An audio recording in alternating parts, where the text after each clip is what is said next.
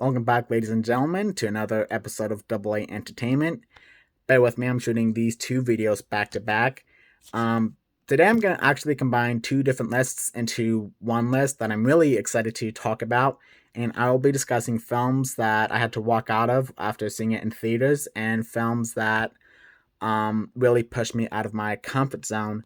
And lately, it happened to me a couple times already, so I'm very excited to talk about it. And I'm going to start off with films that I saw in theaters but had to walk out of. At number one, and I'm going to start off a little slow, but Hardcore Henry. So I actually saw this with my mom way back in, I believe, 2016, and we went to a special screening. I actually got this prequel comic that talks about how Aiken became Aiken. And yes, for those of you who saw my list for my favorite films of all time, Hardcore Henry is one of my favorite films of all time. But that being said, and as gory as it is, it's we didn't walk out for the reason you're thinking. Um, my mom, she's actually incredibly motion sick. So after the opening credits, and when we started with the whole point of view thing, she got like incredibly nauseous. So we just had to get up and leave. Now we're getting on to the more interesting stuff. Um, uh, Man, and I did do a video about this where which even though I shot it like a year ago, I cringe to this day looking at it. But yes, I went to go see Men because again I just saw the trailer, and so far I do like A24. Not a big fan, but it looked interesting, so I said, might as well go see it. And yeah, and it was the only other Alex Garland film I saw um was Ex Machina. So again, I'm not too familiar with his other work, but again, I was just kind of interested on seeing this movie. And for those of you who saw the movie or watched my video about it, I was not at all expecting to see a full this guy um get pregnant and push a baby out of his vaginas. And when I saw this in theaters, it was a packed theater, and I had to do the walk of shame. I was sitting more towards the back, and again, when I started hearing the sounds, and I first off, when his stomach started to swell, I knew exactly where this was going. So I said, oh my god, no, no, no, no, no. And then when he ended up giving birth, I just covered my eyes. I was waiting for it to end, but when I heard it wasn't stopping, I just said, "Do you know what? Screw this shit," and I got up and had to walk out. Another film that I had to walk out of, and y'all are probably gonna laugh at me, but I actually had to walk out of Skinamarink. So for the record, I did not get a refund for Skinamarink, but um, I knew I was torturing myself because I saw it by myself. I had to the closest theater that was showing it was a 30-minute drive from my house, and I saw it late at night. And I remember watching on Unleash the Ghouls. They covered it on the Nightmare Fuel video, and I was too damn scared to even walk out of my room for the rest of that night. So I knew seeing it in the movie theaters was either going to be a decent experience because I was going to have people with me and I'd be out in public, or a very bad experience, and it turned out to be the latter. So, and it's actually pretty funny because when I walked in, I was sitting next to two teenage girls who weren't being obnoxious, but still they were like on the phone and whispering to each other, giggling. So I didn't, so I wasn't going to argue with two teenage girls. So I got up and switched seats, and I was sitting right in front of the screen. And again, for those of you who saw it, for the first 10, 20 minutes, it's a little tedious, but definitely you get really into the film. It's an incredibly immersive film.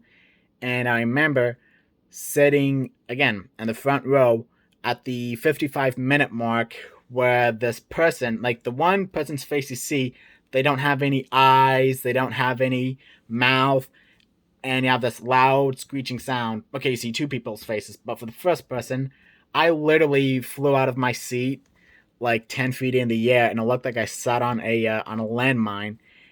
And and again, remember, I saw this by myself, how to drive by myself. I started like really freaking out, and I didn't know what was going to happen next. And uh, I flat out told myself, I said, dude, if you don't leave now, you're gonna have a fucking seizure before you even exit this building. So, and watching it at home, I watched it 2 more times at home. I had 50 minutes left of the film. I left about 50 minutes before the ending. So I did pretty good, but still, it scared the hell out of me so bad. And it's funny because a lot of people say it's such a boring film, but I ain't gonna lie. Again, this is my opinion, and I'm not gonna argue with results. It scared the living hell out of me, so I knew I had to get up and leave. So I'm gonna use this next entry as a sort of transition from films I walked out of to films that really pushed the limits for me, and that is David Cronenberg's Crimes of the Future. And I didn't actually leave the theater for this one. I had to walk out about 10 I had to walk out for a solid 10 minutes and had to really, get my nerves together because it is a really fucked up movie because literally people are, performing autopsies as performance art. People also use it as foreplay. Even at a point, Kristen Stewart says surgery is the new sex, and it's funny because there were two other guys in the theater, and we were all quiet. But when Kristen Stewart said, surgery is the new sex, I flat out said, "What the fuck?" But yeah, it has to be the single most graphic film I've ever seen, and I knew I just had to see it because I'm a David Cronenberg fan. I am obsessed with Cronenberg, but yeah, that definitely pushed the limits for me. And the icing on the cake is because I must have watched it 10 more times when I bought it on DVD. And after the 10 minutes, I walked in right when the kid's getting the autopsy done. But yeah, and after the theater, me and the two other guys, we sat through the credits and we were standing 6 feet apart. Like we were silently judging one another. We were like, what? Why the fuck were you watching this movie? Well, why the fuck were you watching it? It was hilarious and we just get shitless of one another. But again, it's a great film and I love it. So the next one is Raw, which was directed by Juliette Decournau.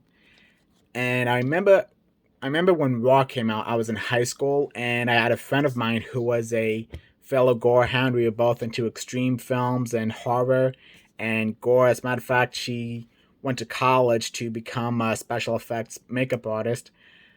And she said, "Oh my God, Alex, you have to watch this new French movie. It's called Raw." And I said, "Okay." So I watched the trailer, and I told her, "No, I'm not going to watch it." And she said, "Why not? You've seen worse." And I said, "Yeah, the difference is you're a vegan, and I'm planning on eating meat at some point in the near future."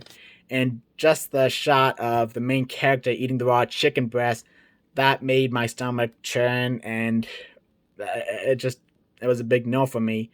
However, about a couple of months ago, I watched the director's latest film, Titan, which I'm a huge fan of, and I highly recommend it. It's such a it's such a batshit insane film. Uh, I just remember watching it, like having to rewind certain parts because I'm like, did I just see that? Did I just see that? So after becoming a huge fan of the film, I rewatched it and I looked up the director's other work.